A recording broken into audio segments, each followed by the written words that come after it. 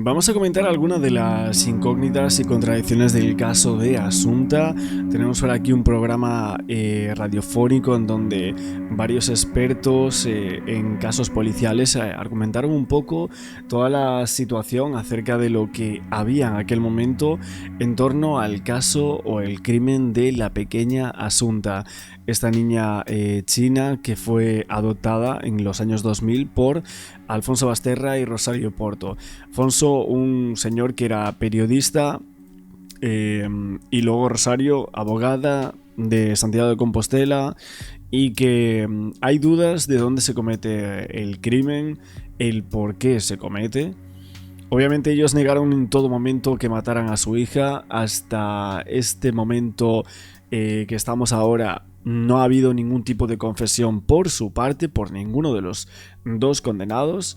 Ambos insisten en que no dieron orfidal a su hija, así lo dijeron en su momento. También atribuían somnolencia a mareos y a antihistamínicos que parece que le daban por una alergia que tenía. Todo esto, según ellos, es lo que padecía la niña, porque claro, hay versiones contradictorias y otras versiones que aseguran que la niña iba dormida o iba drogada, incluso a clase en algún momento, ¿no? Luego también el ataque, que no denuncian a la policía. Este es otro hecho muy llamativo y por el cual que sucede justo en la misma casa y unos meses antes de que terminen con su vida, pues para los investigadores y en cuanto a la sentencia, esto está bastante claro que lo que ocurrió ese 5 de julio de madrugada, según lo que relataban en su propia casa de Santiago de Compostela, un hombre desconocido entra y ataca a la pequeña Asunta, ¿no? De hecho, tras este incidente parece que Asunta envía un WhatsApp a una amiga con un texto diciendo: estoy nerviosa, hoy me han intentado matar, no hables del tema con nadie.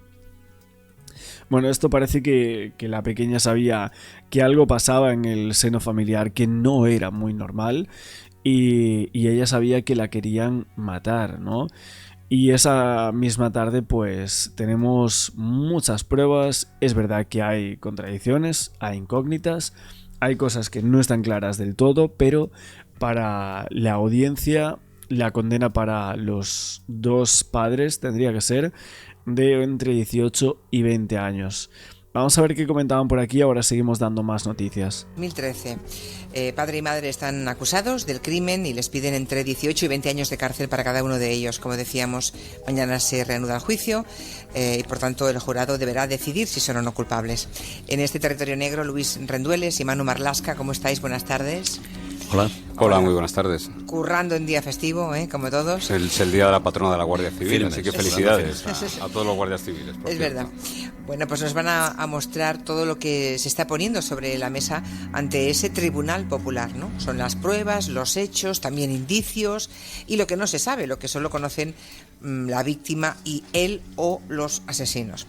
Son 9 personas que van a decidir y tendrán que argumentar, no vale solamente decir sí o no, sino que hay que argumentar si los padres de Asunta Basterra son culpables de su muerte o no. El juicio continúa desde mañana en Santiago de Compostela y hoy podríamos repasar, si os parece, las pruebas, ¿no? ¿Qué pruebas son irrefutables y con qué hechos irrebatibles, hechos, no opiniones, hechos, van a trabajar esas 9 personas del jurado?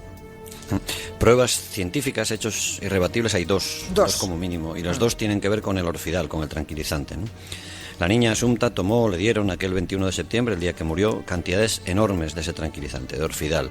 La autopsia certifica que tenía en su cuerpo 17 veces más tranquilizante que la dosis máxima que se recomienda para un adulto. Y el análisis de su pelo también demostró que la niña era drogada con esos tranquilizantes, pues al menos desde el mes de julio antes de su muerte, es decir, 2 meses antes, 2-3 meses. Los peritos lo van a explicar en el juicio esta semana. Se analiza el pelo desde la raíz y cada centímetro hacia afuera es un mes de viaje en el tiempo, es decir, que en el pelo de Asunta se encontró orfidal 3 centímetros lejos de la raíz. O sea, a la niña le dieron tranquilizantes al menos los meses de julio y septiembre, ¿no? De julio a septiembre. También le dieron esos tranquilizantes y en una cantidad, como acaba de decir Luis, bestial, brutal, el día de su muerte. Los padres, en cambio, negaron que fueran ellos. Y aquí entramos ya en los testigos y en las versiones distintas, opuestas. Sí, nosotros seguimos con los datos, ¿no? Por ejemplo, Asunta no tomó orfidales, ningún orfidal en el mes de agosto. Sí, en julio y en septiembre, recordemos. Otro dato, en ese mes de agosto la niña no estuvo con sus padres, estuvo casi todo el mes, salvo 5 días, viviendo con su madrina. Los padres estaban fuera. Más indicios que tendrá que valorar el Tribunal Popular. La Guardia Civil descubrió la compra de al menos 125 pastillas de orfidal por parte del padre en esos meses, julio y septiembre, y ninguna pastilla en agosto. Curiosamente, que es cuando la niña no estaba en casa. Pero el padre ha dicho que eran para Rosario, para su mujer, o sea, para la madre de Asunta. Y es verdad que la mujer pasó por depresiones y que tomaba tranquilizantes habitualmente. Sí, es cierto. Rosario ha declarado en el juicio que tomaba alguna pastilla de vez en cuando de orfidal, alguna pastilla suelta. Lo que pasa es que... Bueno, y otra cosa también que se había dicho es que había un vestido de Rosario Porto que tenía restos de lorazepam según los peritos, ¿no? Ahí fue en esos instantes, en el año 2015, si mal no recuerdo, que justo el vestido que llevaba Charo Porto el día de la muerte de su hija tenía restos de lorazepam, ¿no? Ese principio de orfidal, ese fármaco que ella tomaba y que la autopsia descubre en el cuerpo de la niña. Y básicamente esto fue también otro dato clave porque los peritos aportaron justo ese dato en contra de ella. Es cierto que para Aranguren, el defensor de Charo Porto, la presencia de restos de este lorazepam en el vestido era un dato inocuo, esto decía él, porque se trataba de una prueba recabada 5 días después de la muerte de la menor y que lo único que mostraba es que en fechas muy difíciles una mujer triste que acababa de perder a su hija se limpiaba las manos en ropa después de fumar, beber café o tomar su medicación. Apuntaba que el lorazepam correspondía a un fármaco que Rosario tenía pautado por un psiquiatra. Y bueno, se veía ahí que no se distinguían, pero que no tenía evidencias de que tuviesen un origen común en cuanto al crimen, ¿no? Por el tema de las pastillas que le hicieron ingerir, ¿no?, a Asunta el día de los hechos. El jurado tiene otros datos importantes en sus manos, que son las declaraciones de las profesoras de Asunta Basterra. Estas mujeres han contado que la vieron llegar tambaleante y drogada a sus clases al menos 2 veces, los días 9 y 22 de julio. Una de ellas contó que incluso alertó a su padre y que éste le restó importancia, diciendo que lo que pasa es que la niña tenía alergia y la habían medicado. Asunta ya no podrá contar, evidentemente, lo ocurrido en aquellos meses, pero su profesora sí que lo hizo. Dijo que la niña negó tener ninguna alergia y que le contó que su madre le daba unos polvos blancos que sabía muy mal. Y remarcó además que se los daba su madre. Su madre. O sea, el padre compra tranquilizantes en el mes de julio y su hija aparece drogada 2 días precisamente de ese mes, el 9 y el 22, según recuerdan las profesoras. Y los informes de la Guardia Civil son muy precisos aquí, ¿eh? El padre, Alfonso Basterra, compra 50 pastillas de orfidal el 5 de julio. 4 días después, el día 9, como tú dices, Asunta llega por primera vez drogada a clase, se marea y se tambalea. La semana siguiente, el 17 de julio, el padre de la niña vuelve a comprar tranquilizantes, esta vez 25 pastillas. Y Asunta llega de nuevo drogada a sus clases 5 días después de esa compra, el 22 de julio. En agosto, insistimos, la niña no está con sus padres, salvo unos pocos días, pasa el mes con su madrina y entonces no tiene ningún mareo, ni ningún problema de salud, ni toma orfidales de ningún tipo. La familia se reúne de nuevo en septiembre y Asunta regresa al colegio. El 17 de septiembre, su padre compra 50 pastillas de orfidal. 2 días después, la niña falta a sus clases. La madre envía entonces un SMS a una profesora donde le explica textualmente que Asunta está cao por unas pastillas y le pide colaboración para cuando regrese a clase. Es ya el 18 de septiembre. 3 días después, el día 21, alguien le da a Asunta cantidades enormes de orfidal y la niña muere. Hasta aquí los hechos, ¿no? Estos son hechos. Bien, incontestables además. Vamos al día de la muerte de la niña, ese 21 de septiembre del 2013. ¿Qué se sabe con seguridad de lo que ocurrió ese día? Asunta come con sus padres, con los dos, en el piso de Alfonso Basterra. Los padres se habían separado en enero de ese año, después de que...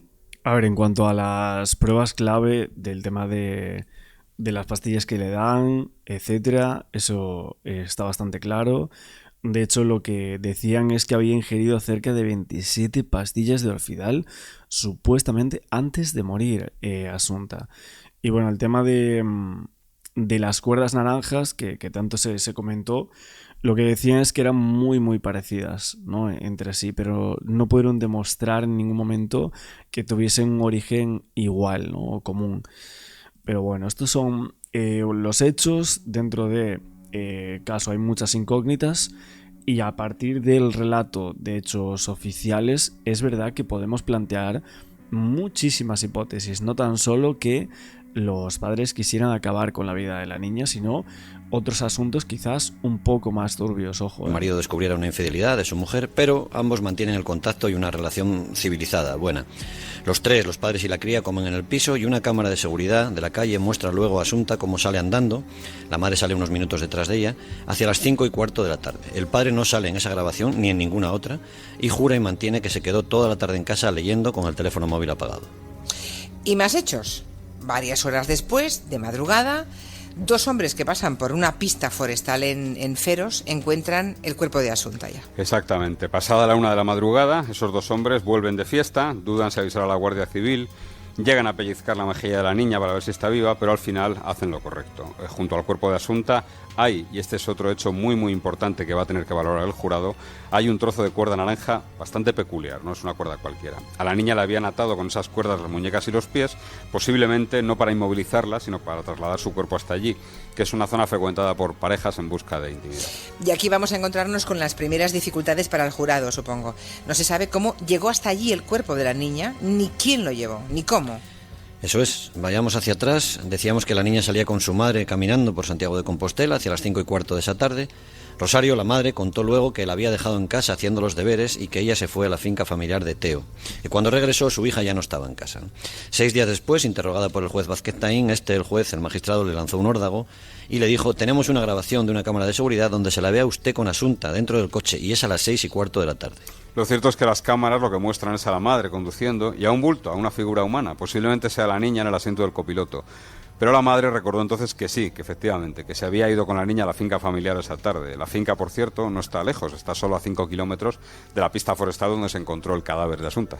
Bien, entonces tenemos a la madre con la hija en el coche la tarde en que Asunta va a acabar muriendo. Pero el padre, en teoría, no está, en teoría. El Mercedes de la madre de Asunta tiene los cristales tintados y no se ve, no se distingue si va alguien en la parte de atrás o no va nadie, ¿no? Una testigo, una chica, asegura que vio al padre, Alfonso, con su hija con Asunta hacia las 6 de la tarde en una calle de Santiago de Compostela, lo que contradice la versión del padre. Pero aquí el jurado va a tener que decidir entre una versión y la otra, ¿no? Ya. Y si volvemos a los hechos, la madre llega con la hija, lo admite ella misma, a la finca familiar, desconecta la alarma y esto queda archivado a las 6:31 y 54 segundos. Y a las 9 menos 7 minutos, es decir, a las 20:53, Rosario... A ver, había otra cosa que habían planteado en su momento, es si realmente Asunta ya estaba fallecida cuando va en ese coche, ¿no?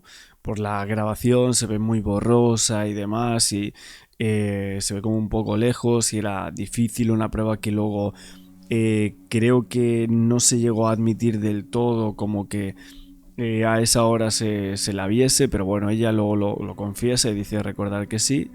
Pero se planteó incluso si pudiera llegar a estar fallecida en las imágenes. Porto sale de la finca y conecta de nuevo la alarma. Un vecino que pasea al perro la ve y quiere darle palique, quiere charlar con ella, pero la mujer no se baja del coche, le dice que tiene mucha prisa y que va a recoger a su hija a Santiago de Compostela. El trayecto de vuelta es, curiosamente, más lento que el de ida. Rosario tarda 25 minutos, prácticamente el doble de lo que había tardado en ir. A las 9:30 de la noche, una cámara ya la graba caminando por Santiago yendo hacia su casa. Desde allí, ella lo que hace es llamar al teléfono fijo de su exmarido y le cuenta que la niña no está. A las 10:17 minutos, 22:17, los dos llegan andando a la comisaría de policía donde denuncian que su hija ha desaparecido. La madre cuenta que la última vez que la vio, la niña estaba en casa, no en la finca, en casa haciendo los deberes. Y también cuenta una historia tremenda, que una noche de julio, atención a esto, una noche de julio, un desconocido vestido de negro, con guantes y gorro, había entrado en su casa de madrugada y que quiso estrangular a la niña. Eso es una historia que ni la policía, ni la Guardia Civil, ni el juez se creyeron. La madre no lo denunció en su día, solo lo hizo después de la desaparición definitiva de la niña. Los investigadores creen que pudo ser aquel un primer intento de acabar con la vida de Asunta, pero eso ya no podrá demostrarse jamás. Claro, claro. A ver, y otra cosa que estaban comentando aquí, los tiempos que decía la Guardia Civil que no les daba para nada en torno a Rosario Porto, y es que en esa vez que sería el trayecto de vuelta, en donde dice que tarda 25 minutos, es una barbaridad. O sea, realmente yo he ido de un lado a otro y si mal no recuerdo, en 12 minutos se puede llegar a tardar como mucho, no creo que se tarde tanto, ¿no? En recorrer desde la pista forestal de Teo en aquel instante, que ahora ni siquiera es forestal ni nada, pero pues Yo creo que habrá eso, 10 minutos, no creo que haya mucho más. 25 es un montón, ¿no? O sea, ¿por dónde había ido esta mujer para tardar tanto? Y lo cierto es que días después de aquel ataque criminal, a primeros de julio, del que Asunta incluso habló con la madre de una de sus amigas, ayer me intentaron matar, le dijo, Rosario Porto, la madre, ingresó en un hospital. Su marido, su exmarido, la cuidó día y noche y ambos parece ser que decidieron rehacer su relación. Habéis hablado antes de la cuerda naranja que se encuentra junto al cuerpo de Asunta, el cuerpo ya sin vida. ¿Por qué decíais que esa cuerda naranja era una prueba tan importante? Pues porque un trozo de cuerda del mismo color, grosor y tamaño lo encuentra la Guardia Civil en una papelera que hay en una habitación de la finca de Teo, donde la madre ya reconoce que llevó a la niña la tarde de la muerte. Los padres dijeron que eran cuerdas muy usadas por los jardineros, pero lo cierto es que los jardineros lo han desmentido. ¿Lo han desmentido los jardineros? Sí. La versión de la madre es que sí, fue con su hija a la finca, pero que después la devolvió a Santiago de Compostela y la dejó allí en una plaza de la ciudad. Es lo que ha dicho, ¿no? Sí, eso es, que fueron juntas a la finca, que la niña se aburría allí, que la llevó a la ciudad y que ya sola de nuevo la madre regresó otra vez a la finca donde estuvo recogiendo unos trajes de baño hasta la hora en que la ve ya por fin salir un vecino sola. Hay cosas que, como decís, no sabemos en esta historia, cosas que el jurado tampoco va a saber a la hora de decidir. Realmente es muy difícil ser jurado, ¿eh? Por ejemplo, no hay arma del crimen, pero sí tienen un arma más, que son los informes de toxicología y los informes de la autopsia. Yo creo que va a ser la parte más importante del juicio, porque además son... Que está por venir, será esta semana. A partir del semana, miércoles, sí. Bueno, tremendo el recordar todo este caso también en este punto. Y bueno, es cierto que Rosario Porto en un momento dado creo que declara algo así como que fue entre 2 o 3 veces ida y vuelta entre su casa, o sea, entre Santiago de Compostela y la casa de Teo, ¿no? Como que... Y en esas 3 veces iba a ir a una tienda, creo que era el Decathlon, si no me equivoco. Y bueno, básicamente como que se olvida, ¿no? Un montón de ocasiones, así lo dice, que va y viene un montón de veces, ¿no? Miércoles. Y aparte que son magníficos forenses los que van ahí, histopatólogos, toxicólogos, está lo mejor de España ahí en este juicio. Se van a ver en estos días que quedan de juicio, porque la autopsia sitúa la muerte de Asunta entre las 4 y las 8 de la tarde de ese día, es decir, salvo error en esa prueba, casi con toda seguridad, la muerte se produce en la finca familiar de Teo. El fiscal y la acusación particular sostienen que fue allí donde la mataron y donde la ataron de pies y manos. No se sabe si se usó algún pañuelo para taparle la nariz cuando la niña ya estaba drogada e indefensa, o fue con la mano, con un cojín. Bueno, es cierto que no hay tampoco ninguna prueba definitiva que sitúe al padre en esa finca esa tarde. No hay nada que le vincule a ese lugar. Y hay también otro informe fundamental que tendrá el jurado, ¿no? El de toxicología, que decía, sitúa el punto máximo de incidencia de drogas, de orfidal, de tranquilizante en la sangre de la niña, en el organismo, hacia las 5 de la tarde. A partir de ahí la presencia de drogas en su cuerpo desciende, siempre dentro de las cantidades gigantescas que le dieron, ¿no? Esto quiere decir que Asunta recibió las dosis de tranquilizante cuando aún estaba en casa de sus padres. Claro, porque no sube inmediatamente, no te lo tomas y llega a la sangre inmediatamente, hay un tiempo, digamos, de metabolización, ¿no? Y hay una prueba más todavía, en el vestido que llevaba la madre ese día, el vestido que llevaba Rosario azul oscuro, el día de la muerte de su hija, se encontraron restos de orfidal, de tranquilizantes troceados, que pudieran ser los polvos blancos, porque son de ese color, de los que Asunta hablaba que su madre le daba otras veces, ¿no? Vemos que hay, por tanto, muchos indicios, muchas... Sí, a ver, había un montón de indicios, pero claro, la pregunta que también se hacían los investigadores en aquel momento es cuál era el secreto que conocía Asunta de sus padres, ¿no? Porque la niña parece que tenía miedo, así se lo dijo a alguna de sus personas cercanas o amigas, pero no podía ser él solo que estorbara, sino que la niña sabría algo más de sus padres que le causaría muchos problemas en el futuro. Asunta a Alfonso Basterra y a Rosario Porto. Esto también lo dijo Vicente Garrido, hizo el catedrático, criminólogo, en aquel año, en 2015, básicamente hizo un artículo en donde se preguntaba esto, ¿cuál sería el motivo por el cual los padres iban a matar a Asunta? No tan solo que fuese un problema o algo así a nivel psicológico, sino que había un motivo, ¿no? Y lo que él decía es que en estos casos, por ejemplo, podía decirse que lo mataron para heredar para un acto vil, por codicia. Y bueno, volviendo casi una década después al mismo artículo, Garrido decía: yo no creo que sea aventurado decir que el juicio nos deja un sabor muy amargo. Más allá de la tragedia vivida por la pequeña Asunta, es solo que durante su celebración no llegó a aclararse nada del móvil. El para qué de esa acción homicida, la desazón provenía de que se trataba de un hecho incomprensible, el cómo era posible que dos padres con cultura, sin agobios económicos, llegaran a planear y a ejecutar de forma cuidadosa un crimen tan odioso. A lo más que se acercó el juicio fue a considerar el móvil cuando se le preguntó a los asesinos si de algún modo la niña les estorbaba, algo que negaban rotundamente. Pero no obstante, todo crimen tiene un motivo, una razón, por absurdo que sea este ante los ojos de quien ni siquiera podría llegar a imaginar ser autor de algo así. Nadie mata por nada, incluso los enfermos mentales en su mente desquiciada tienen una creencia o emoción que les lleva al crimen. Así pues, ¿cuál fue el motivo? Incomprensible, entre comillas. Y es que Garrido decía que tenía una teoría y subrayaba que era solo una especulación, que no podía ser meramente que la niña estorbara fuera de un incordio. El crimen era un medio brutalmente desproporcionado y de mucho riesgo para los autores.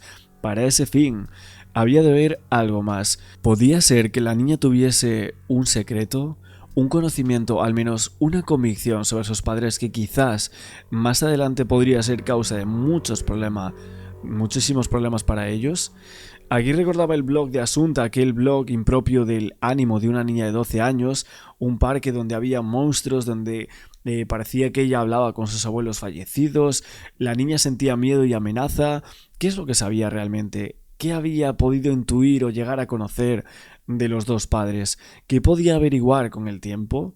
Claro, quizás fuera ese secreto en su alma atormentada el cual la condenó a aparecer tales monstruos, pero Vicente Garrido no da muchos más detalles. Seguramente sepa algo más, o no es que lo sepa, sino que llega a pensarlo, y creo que de ahí podemos llegar a plantear ciertas acusaciones en torno a estos dos padres que hasta este momento, y con el juicio que se celebró hace unos años, nunca jamás fueron descubiertos, ¿no? Pruebas de que la niña fue drogada.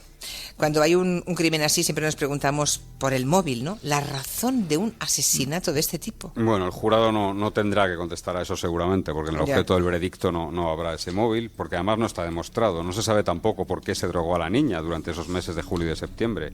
Si fue para que no molestara, para que no agobiara a su madre. Rosario decía a su psiquiatra: la niña me chupa la vida. Se lo dijo varias veces. El móvil importa más a nosotros, a los periodistas y al público, que realmente a los investigadores, que buscan sobre todo pruebas de quién lo hizo, de cómo se hizo, de dónde se hizo y de qué se hizo. El juez Vázquez Taín ordenó grabar las conversaciones de la pareja cuando los dos estaban encerrados en calabozos contiguos en el cuartel de la Guardia Civil en Lonzas, en la provincia de La Coruña. Y esa noche de calabozo, Rosario, a través de la pared, le reprochó algunas cosas a su exmarido. Le dijo textualmente: tu imaginación calenturienta nos va a traer muchos problemas. El marido la ordenaba callar. Ambos tenían que declarar ante el juez la mañana siguiente y Rosario insistía: tú y tus jueguecitos. Y al final le preguntaba: ¿has tenido tiempo de deshacerte de eso? Tampoco sabemos a qué se refería ese matrimonio, ¿no? Y esas conversaciones fueron anuladas, recordémoslo, ya lo contamos aquí en su momento. Por tanto, son conversaciones que, aunque las hemos oído, pues no van a servir como prueba en el juicio. ¿Se deshizo de algo Alfonso Basterra? ¿Sabemos algo de a qué jueguecito se refería su mujer? Bueno, lo que sabemos es que el ordenador de Alfonso Basterra no estaba en su piso cuando la Guardia Civil lo registró. Meses después de la detención, su abogada avisó de que el piso iba a alquilarse y anunció que la Guardia Civil le sugirió que debían ir a mirar por si había algo allí que les interesaba. Y allí, efectivamente, estaba el ordenador, del que se habían borrado, eso sí, cientos de archivos. En cuanto a esos jueguecitos, se encontraron en el teléfono móvil de la madre unas imágenes de Asunta que, cuanto menos, son inquietantes. Son imágenes que publica hoy Interview y que se mostraron, por cierto, la semana pasada a los padres en el juicio. En uno la niña está amortajada, con los ojos abiertos.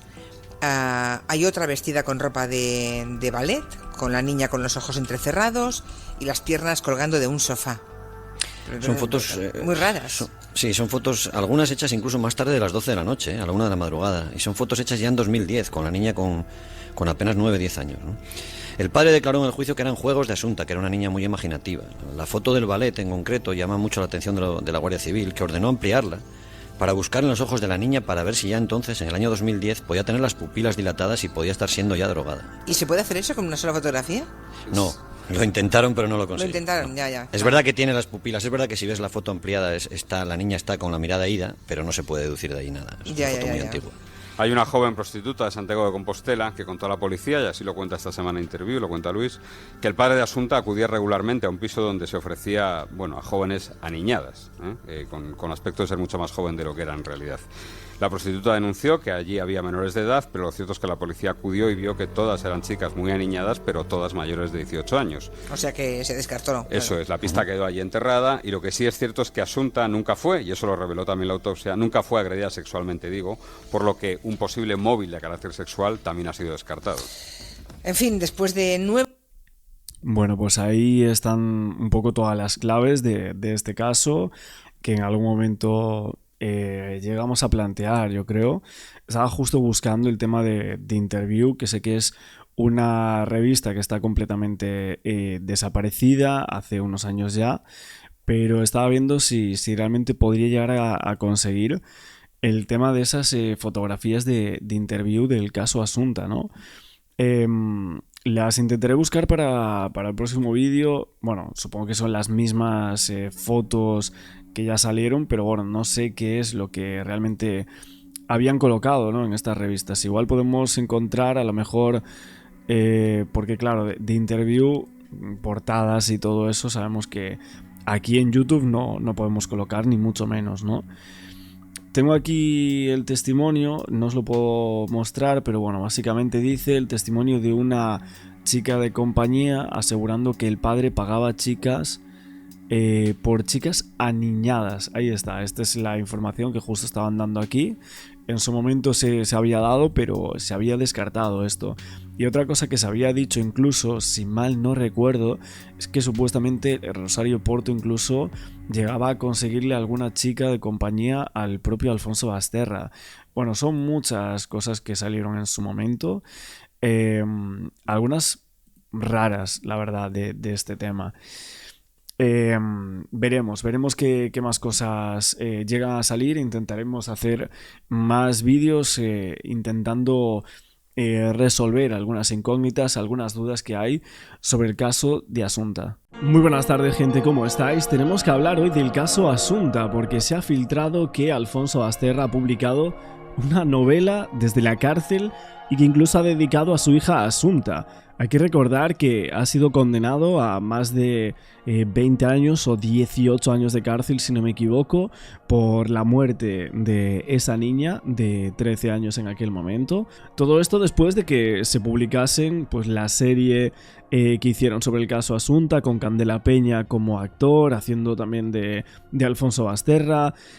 Luego también ese documental que salió en Netflix, y ahora nos aparece aquí un libro llamado Cito, se llama este libro. Parece que se escribió desde la cárcel de Teixeiro, donde está encarcelado hasta el día de hoy Alfonso Basterra.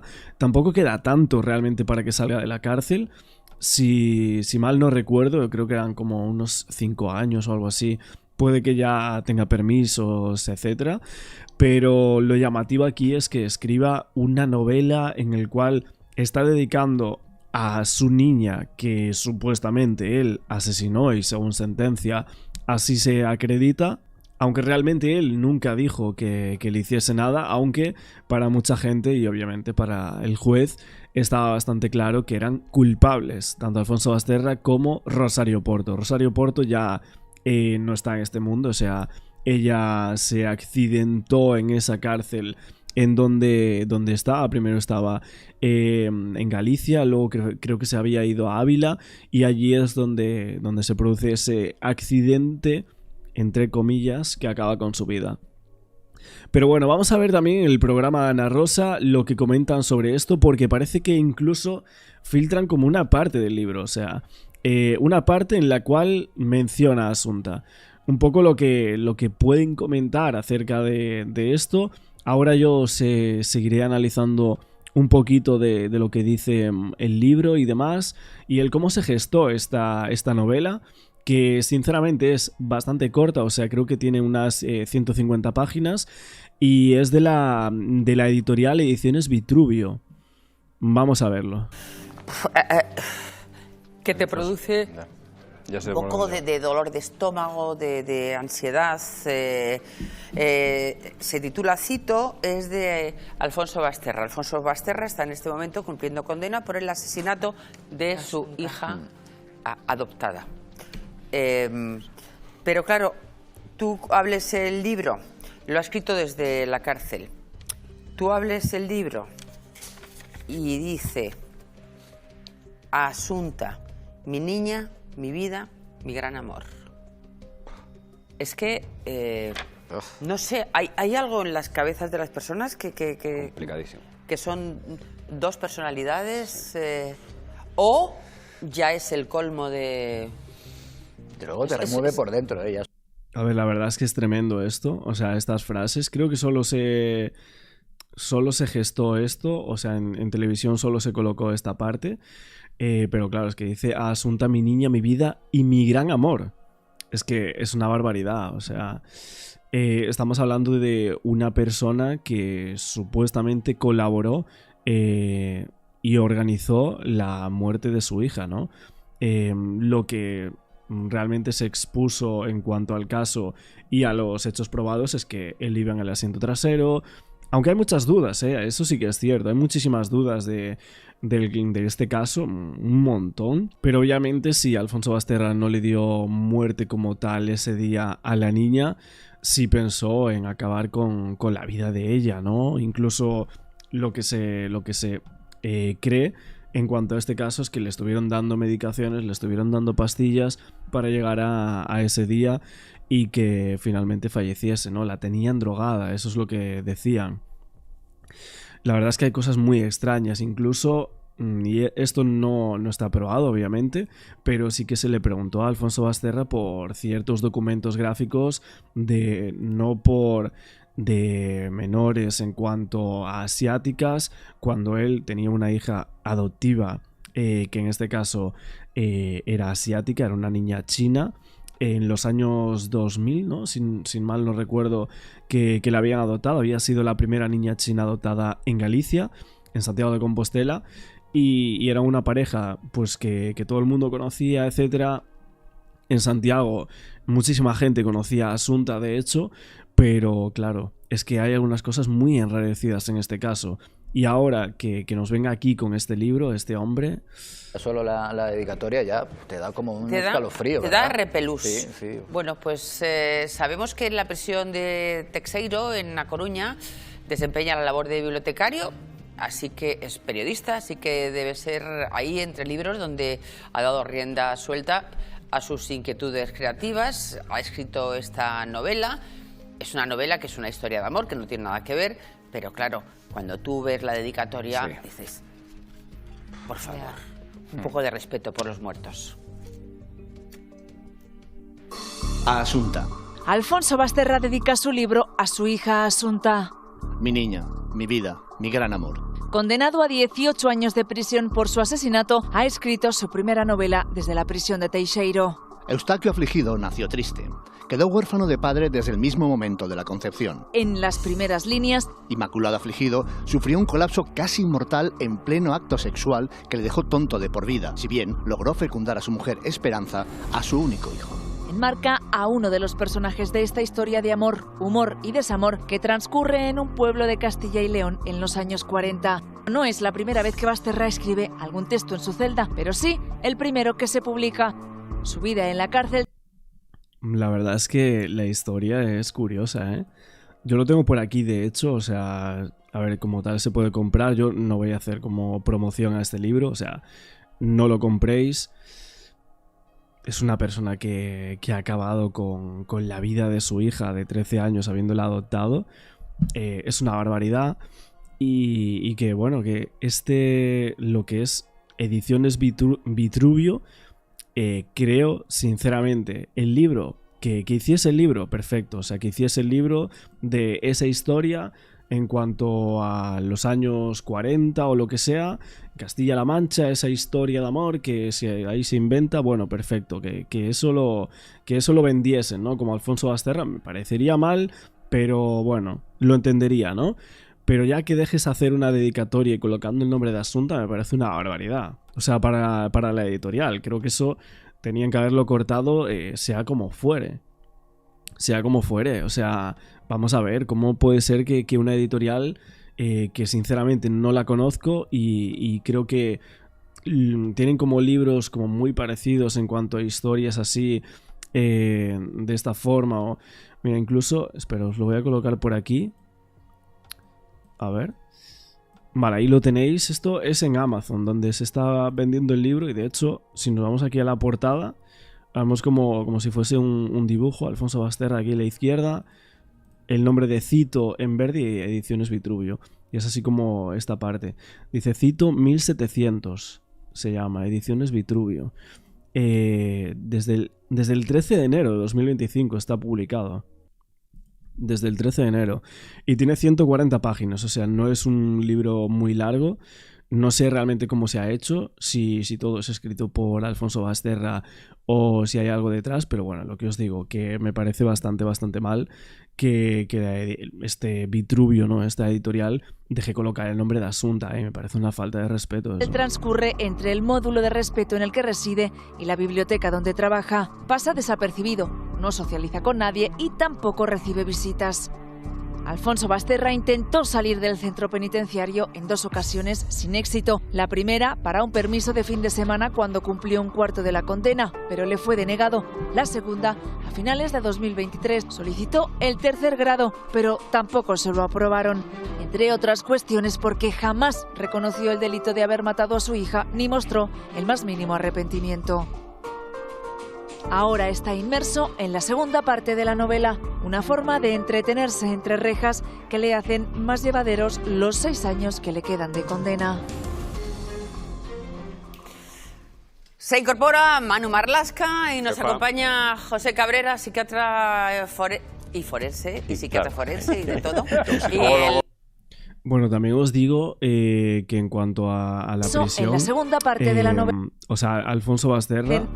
A mí me decían que dentro de la cárcel algunas voces me contaron que allí recibió muchas palizas, básicamente porque a él lo tratan como un supuesto viol, ¿no? Vamos a decir, por eso que se dijo de las cosas extrañas que había en cuanto a la niña y si hubo alguna presunta agresión sexual, el tema de que en la camiseta también había esas manchas, ¿no? de esperma que luego se analizaron, no se vio ADN del padre, también lo del ADN en la ropa interior de la niña, todo ese tipo de cosas que se gestaron un poco y que había bastante enrarecido el entorno en cuanto a Alfonso Basterra, pues también hizo que entró en la cárcel, por lo que a mí me contaron, que recibiese muchas palizas como si fuese un violador, básicamente, ¿no?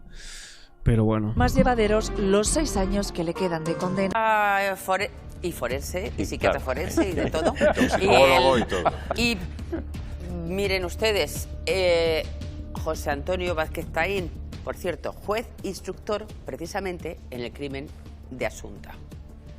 Que claro, señor juez, cuando usted ve esta dedicatoria, es una novela que no tiene nada que ver con es una historia de amor, creo.